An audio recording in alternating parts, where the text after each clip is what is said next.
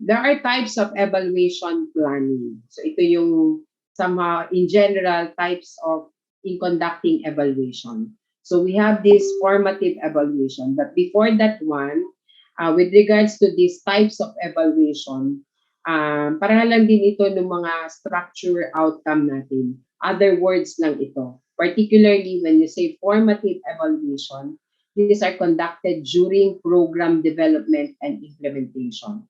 Diba meron tayong ongoing outcome evaluation and monitoring. So nakapattern din dito yung formative evaluation natin. So these are useful if you want direction on how to best achieve your goals or improve your program. So somehow, yung structure evaluation din natin, naka-integrate din dito sa formative evaluation. Can you follow? Meron lang silang different terms, pero somehow ang kanilang definition and actions are the same. Can you follow, guys? Naintindihan pa ba? Yes po, ma'am. Yes, ma'am. Then we have the summative evaluation. So, ang counterpart nito yung outcome evaluation natin, di ba? Should be completed once the program are well established and will tell you to what extent the program is achieving its goal. Okay? So we also have these standards of evaluation. So ito yung mga basis for good evaluation. So we are checking for the accuracy, the utility, the feasibility, and propriety. So ito din yung content standards ng evaluation or criteria of evaluation. So when you say utility, this is the value of evaluation in terms of usefulness of result. This will help provide the basis for utilizing the community health process in dealing with other community concerns in the future. So, content ng iyong program na i-implement. Okay. We also have to check feasibility. So, when you say feasibility, this would answer the questions of the plan for evaluation, considering the resources available for conducting the evaluation. So, generally, ito yung checking for possibility of the outcome or the objectives of a particular program. Okay. We also need to check for propriety. So, ito yung legal implication part ng isang project na gina-evaluate natin or standard ng isang evaluation. It has the quality of conforming dun sa conventionally accepted standards. So this would pay respect for worth and dignity of the participants sa data collection that should be given consideration. The result of the evaluation should be truthfully recorded to give credit where it is due and to show strength and weaknesses of the community.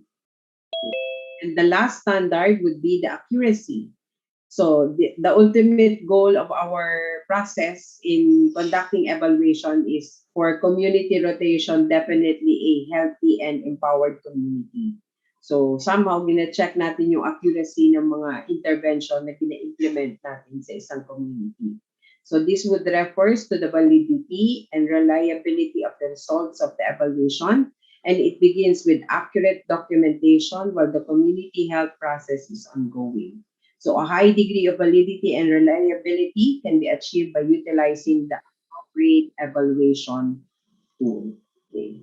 So what are the steps in program evaluation? So the question here is we need to answer if we get the point or yung key item natin dito is kung ano yung talagang i-evaluate natin. What should be evaluated and what are the indicators that should be used. So we are guided with the following steps. First is you need to decide what to evaluate. Design the evaluation plan, specifying data collection methods and tools and resources of data. So ito yung mga common tools na ginagamit natin in conducting evaluation. Diba, I was mentioning to you yung sa talandang na activity natin. Ano nga activity ng Section C? Nag-implement pa kayo ng program? Yung IMCI, ma'am. Training, di ba? Yes, ma'am. Skills training. Okay. So, during your COPAR rotation, we mentioned about the the one project na implemented sa Talandang is yung i-address natin yung patubig sa Talandang. So merong section na nag-evaluate doon sa patubig na i-implement. So we decided na we need to evaluate yung patubig kung kailangan pa ba ng additional na water system na i-install sa Talandang. So nag-come up yung isang grupo ng tools on how to evaluate the patubig. Okay, so nag-state sila ng mga questionnaires, they conduct interview, at saka meron din mga checklist. Okay? So ito yung sample ng qualitative interview or evaluation tool na ginagamit natin.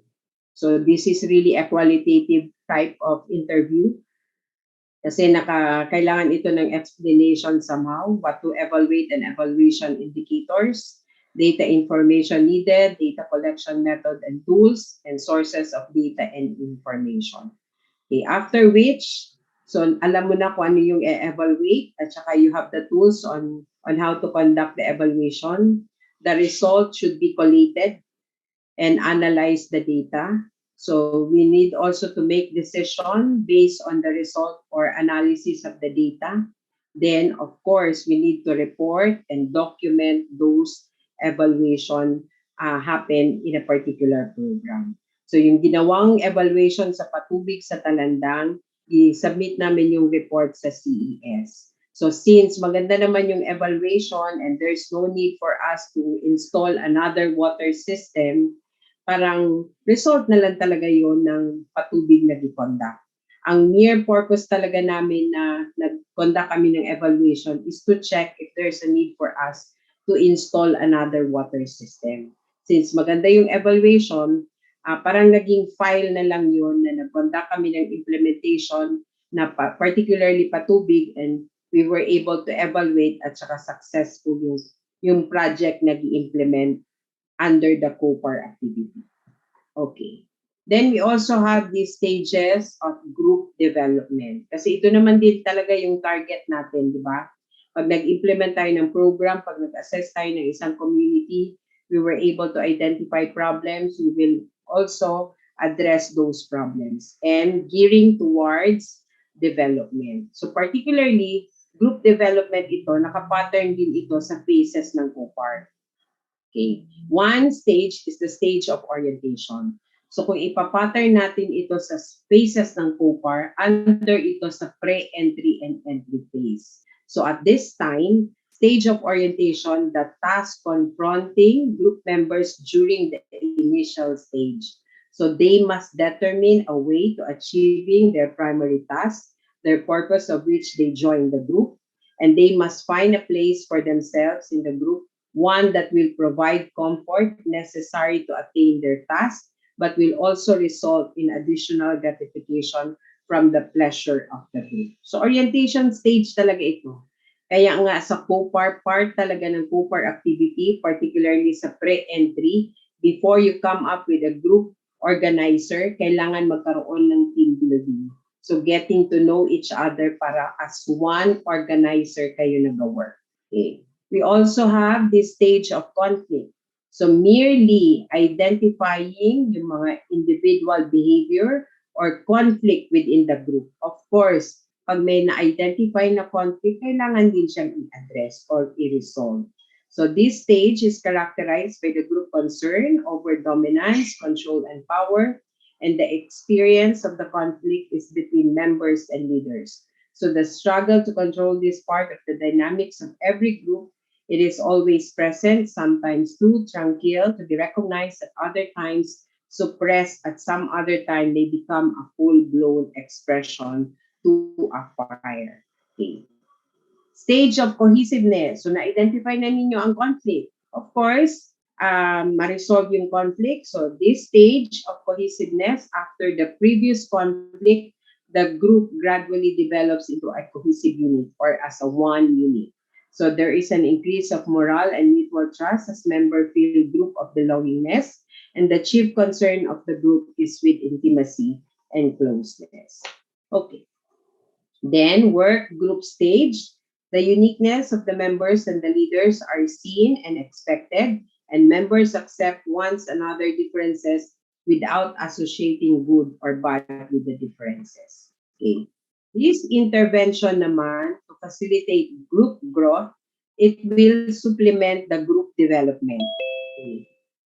Ang mga stages din dito somehow nakapattern din doon sa stages ng development. So first stage, orientation, structure, and direction. So during the stage of orientation and dependence, the level of anxiety can be reduced by helping provide the necessary orientation, structure, and direction of the group. So in instances when the group members do not know each other, the preliminaries of introduction should be made, and there is a big impact on group members if they got introduced by the leader or facilitator. So simply, this stage is the start of group work, 'di ba? Merong orientation, knowing the structure, and merong common direction yung isang group. After which, we have this process, negotiate and resolve conflict to member satisfaction. So same again doon sa stages of development natin. Nag-identify ng conflict, of course, resolving the conflict. So helping members understand the nature of the conflict, and as one, they need to resolve the conflict. Okay? Then we have this awareness of the effects of behavior. So the nurse or the facilitator of the group discussion would exert an influence on the behavior and experience of the group members. And as members look up to the leader for approval of a certain behavior or responses or actions. Okay. That's all about monitoring and evaluation. So again, kailangan before ka mag-reach sa monitoring and evaluation, kailangan na establish yung isang community organizer. Okay. Then another topic is this e-health, the information technology and community health. So particularly nakafocus itong ICT natin sa ating e-health. So what is this e-health? It is the use of information and communication technology. This was acknowledged by DOH on May 25, 2005 during the World Health Assembly. So ano itong e-health? Simply ito yung ginagamit na natin na electronic technology na yung practice natin, yung health practices natin naka-integrate na sa ating electronic technology. So this is somehow a cost-effective way of securing information through our ICT, as well as this will help us support the health needs of the community. Okay, so what are the main areas of our e-health?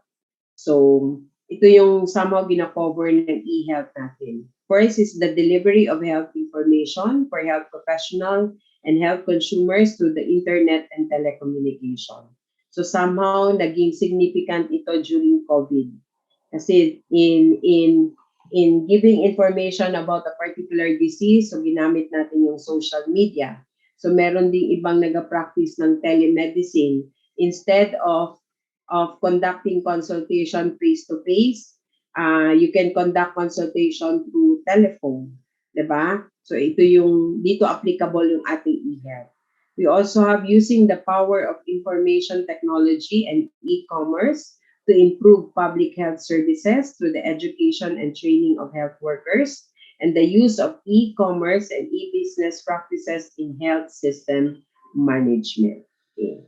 Another content of our e-health is electronic health records. So instead of our traditional way of storing yung mga health information natin ng ating mga patient, we have these electronic health records. This would mean directly encoding yung mga data ng ating patient sa mga computer, and it is electronically stored. Okay, so merong mga institution ngayon, or particularly yung mga doctors natin, private doctors, na instead na ang file nila, di ba, standardly, pag nagpa-check up tayo, tatanungin ka kung new patient or old patient. Kung old patient ka, hahalungkatin nila yung file. So ngayon, meron na mga doctors na pag old patient ka, papasok ka na lang sa doctor, nandoon na yung information mo, encoded na sa kanyang computer.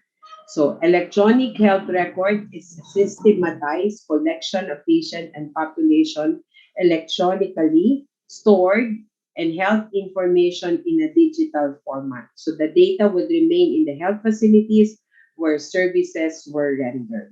So isa ito sa gina-integrate sa ating practice na maging paperless na tayo. Lahat ng information ng patient should be electronically stored. Okay, so what are the purposes of our electronic storage facility?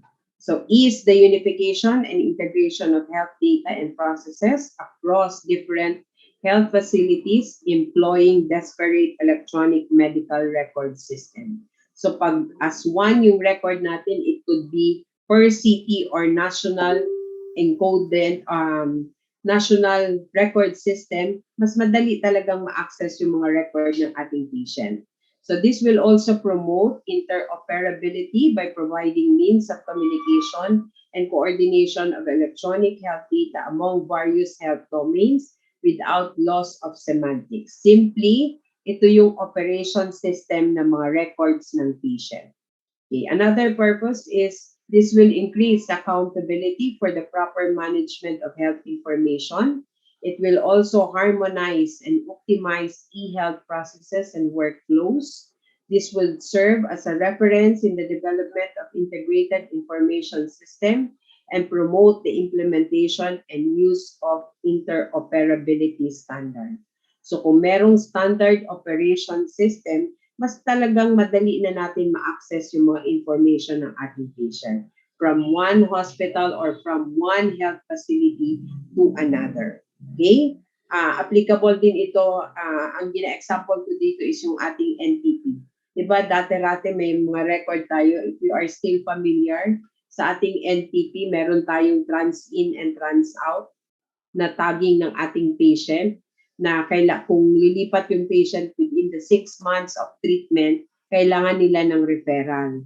So kung meron na tayong storage, electronic storage ng data ng patient natin, all they have to do, kunyari from Davao patient siya, lilipat siya ng Cebu, all they have to do is to access the operation system ng storage ng data ng ating patient. Okay. So we have this power data information, that the data that can tell us a vast amount information of our patient. So what are the benefits of data information? Data are readily mapped, enabling more targeted intervention and feedback. Data can be easily retrieved and recovered.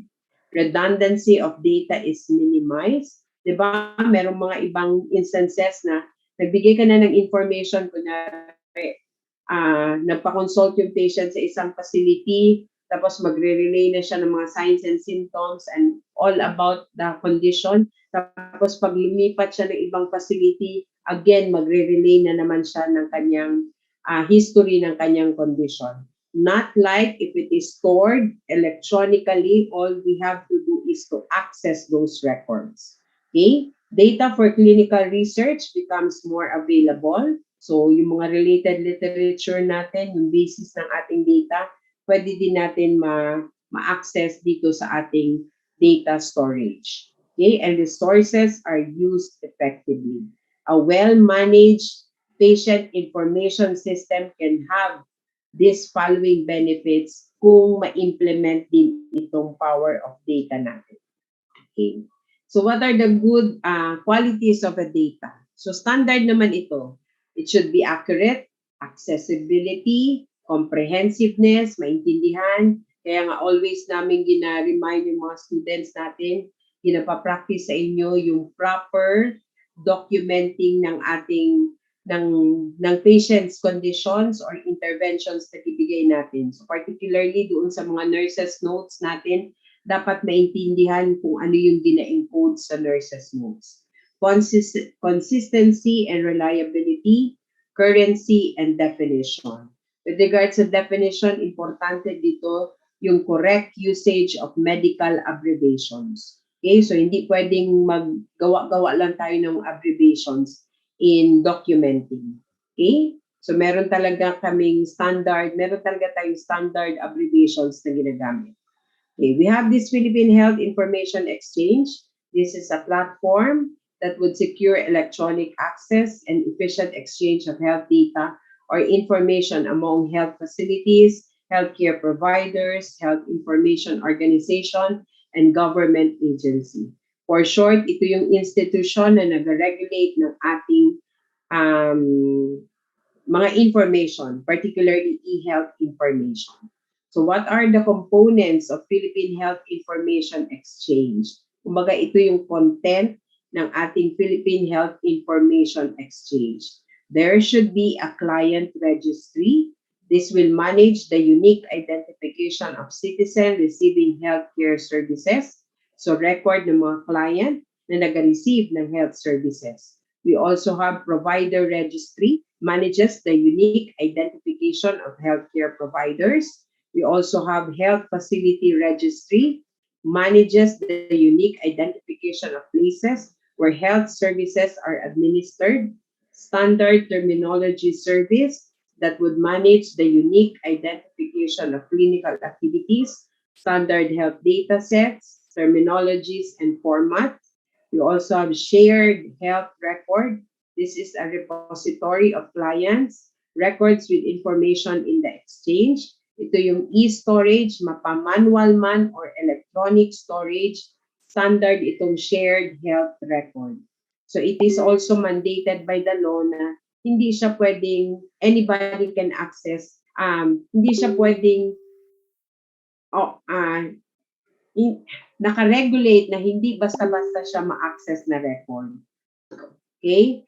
We also have this interoperability layer that receives communication from various application systems being used by the health facilities and orchestrates message processing. Ito again, itong interoperability, ito yung operation system ng ating storage of information.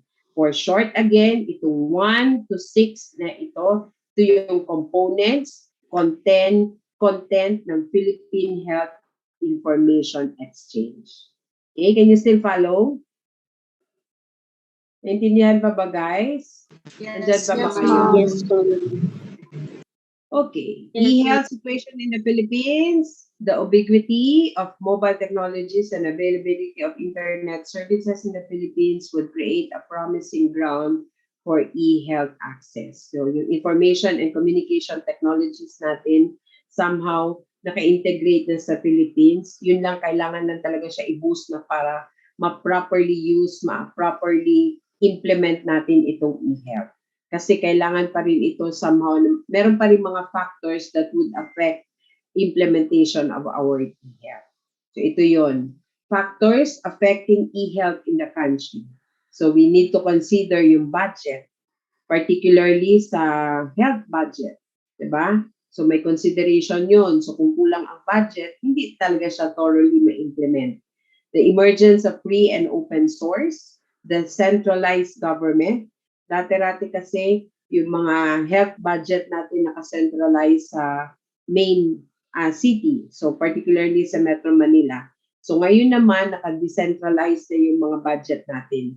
So dati-rati maghingi ka lang ng cotton ball, kailangan mo pa mag-request sa main office. So ngayon naka-decentralize na yung mga budget ng health natin. Okay? Target users are unfamiliar with the technology, so kailangan din ng formal training. Hindi pwede yung alam na ng isang nurse gumamit ng computer, okay na yun na mag-facilitate ng ating e-health. So kailangan pa rin ng formal training ng mga health practitioner natin with regards to e-health. Okay. Using e-health in the community, the Universal Health Care and ICT-DOH would support the national draft to improve healthcare access quality, efficiency, and patient safety and satisfaction. Okay. Again, ang ating e-health is the umbrella of our telemedicine, telecare. So, ang mga content ng ating e-health are the following. So, we have electronic medical records or electronic medical storage, are basically comprehensive patient records that are stored and accessed from a computer or server, and they are utilized standard process nationwide. So dapat lahat din ng city alam on how to access the electronic medical records. Okay? Telemedicine, another content of our eHealth, it is included in the framework of DOH in order to reach and provide better health service to geographically isolated and disadvantaged area and to disseminate information to citizens and providers to telemedicine and mobile health. Sa COVID time, sa kasagsagan ng COVID, significant itong telemedicine. So instead of going to hospital, na merong maraming protocol, merong maraming request na kailangan before you can enter the hospital, significant itong telemedicine. All you have to do is to call a particular number, tapos kakausapin mo yung isang consultant or a medical doctor, tapos you're just going to relay kung ano yung mga signs and symptoms. Merong iba pa na ginapaon yung camera mo para makita, parang virtually assessing the physical appearance of the person. Okay? So, ang alam ko lang nag-conduct ng telemedicine is ang Davao Doctors. I'm not sure kung i-conduct na din ito ng San Pedro and other hospital. Okay? So, elements of telemedicine. So, its purpose is to provide clinical support. Yung ang ginasabi ko sa inyo na example, meron kang nararamdaman, instead of going for a face-to-face consultation, you can just phone away lang yung ating mga doctors. So it is also intended to overcome geographical barriers connecting users who are not in the same physical location. So yung mga unreachable na mga areas, so kung meron lang silang other ways to consult, significant itong telemedicine. It would also involve the use of various ICT, the information communication technologies, and its goal is to improve health outcomes. Okay, so e-learning, significant na ito sa atin. So ginagamit sa education and sa health practices. It could be asynchronous or synchronously. So what about the roles of CHN nurse, particularly community health nurses in eHealth? So ito yung kanilang mga roles. Ito yung roles natin. Data and record manager. This would monitor the trends of diseases through EMR, allowing target intervention for health promotion, disease prevention, curative services, or rehabilitation. Simply storing those data, and we keep those data, significant data, para ma-access din natin anytime or ma-reference natin, ma-use natin as reference in monitoring diseases in a particular community. Change agent, yung walang kamatayan nating health teachings, yan yung gadget natin as a change agent. So yung mga community people na significant pa rin sa kanila yung quack doctors, yung mga quack practices. So through our health teachings, as a change agent, pwede natin yung makorek. Pero meron lang important notations dito. We should not force technology in the community, but inform and guide the community. Hindi mo siya pwedeng biglain na ayaw ng quack doctor, dili na siya maayo, dili na siya makaayo sa imo. So you need to give the nature of a particular condition before mo siya, and we let the people decide. Okay? Educator naman, as always, in all our areas of practice, we serve as educator. Provides health education to individual and families to our ICT tools. So we also serve as telepresenter.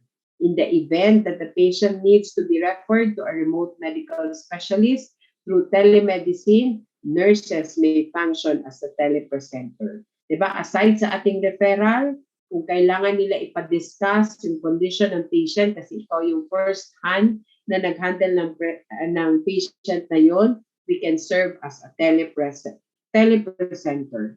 Okay? Client advocate must safeguard patients' records and ensuring that security and confidentiality and privacy of all patient information. In all areas of our practice, we serve as a client advocate. And the last one is a researcher. So significant, mahirap ito, lalo na yung student pa ako, ayaw kong mag-conduct ng research. Pero requirement ito before you can graduate. Diba?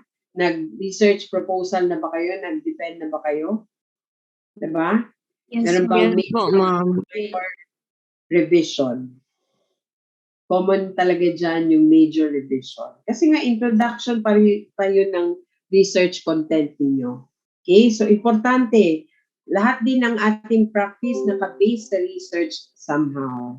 'Di ba? Bakit kailangan mag-hand washing before mag-attend sa ating mga patients? So, meron yan siyang supported research study. 'Di ba? Even yung mga titles ninyo naka-base doon sa mga practices natin. Okay, using e-health tools, patient records can easily be retrieved and analyzed by the nurse. Significant dito yung related literature natin. Pursue in continuing nursing informatics education with the goal of developing research framework to be beneficial to the community. Okay. Ito yung mga applications or tools na ginagamit na ngayon ng mga hospital. So we have this integrated hospital operation and management information system and integrated clinic information system used by government hospitals and rural health units, respectively, for recording and updating a client medical records. So one of the essential end products of this component is a unified client-centric electronic medical record that can be securely shared among healthcare providers. So isa talaga yun sa main purpose na ating e-health. Kasi hindi naman natin nadadala yung mga records ng patient from one area to another area. So not like kung yung mga information ng patient natin nakastore electronically and it can be accessed from one area to another area. Okay. Yun lang, kailangan ma-implement kung sino lang yung pwedeng mag-access. Kasi dapat ma-maintain pa rin yung confidentiality ng mga records ng patient. A point of service application, so the Philippine Health Information Exchange, this is the system used by the health facility, such as hospital, rural health units, and clinics to access and update the client records, interact with the Philippine Health Information Exchange. Okay? So that's all about e-health. So yung other content ng i-upload ko sa inyo na lesson, ito yon, yung competency standards, particularly sa community health nursing. So hindi ko na siya i-discuss sa inyo. All you have to do is to read and be familiar with the content. So ito yung main content niya. Ito yung 11 core competencies in nursing.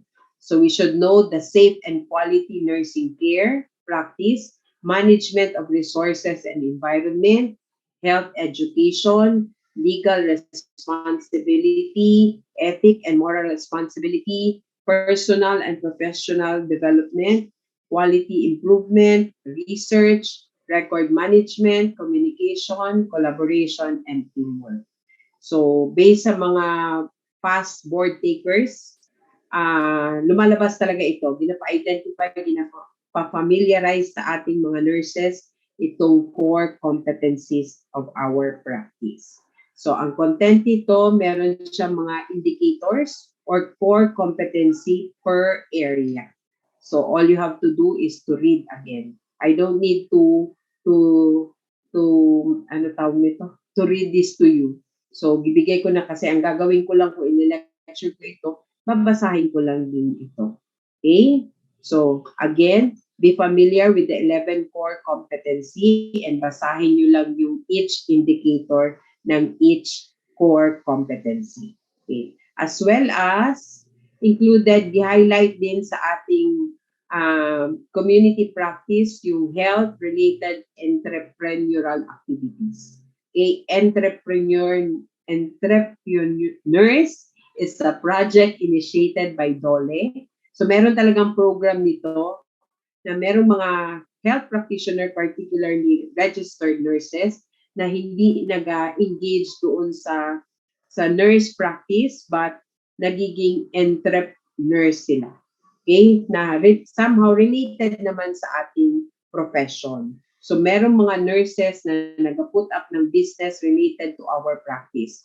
Ito yung mga sample ng mga entrep-related activities. So pwedeng ang nurse mag-put up ng home health care, hospice home care, faith community nursing or parish nursing. Ang iba din nag-put up ng laboratory, ang iba nag-put up ng lying-in. So ito yung mga sample. Gina-encourage din tayo ng DOLE.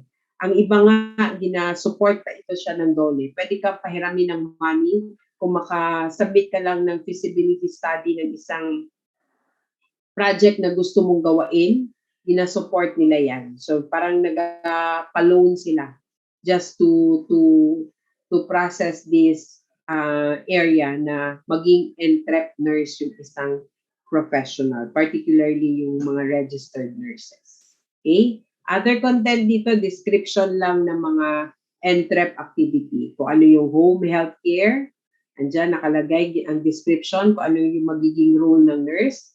Okay, hospice home care, ayan, faith community nursing or parish nursing. Okay? Naintindihan ba? Okay, that's all for community health nursing 2. Bilis ng panahon, no? Parang bago naman tayo nag-umpisa. Diba? Ngayong Christmas na, tapos second sem na. Mas excited tayo sa Christmas over sa second sem. Diba? Meron ba kayong mga questions, clarifications? Excuse me, ma'am. Ma'am, Yes. pwede po pa send ng file sa group chat? Kay sa Quipper na ko, murag kulang ang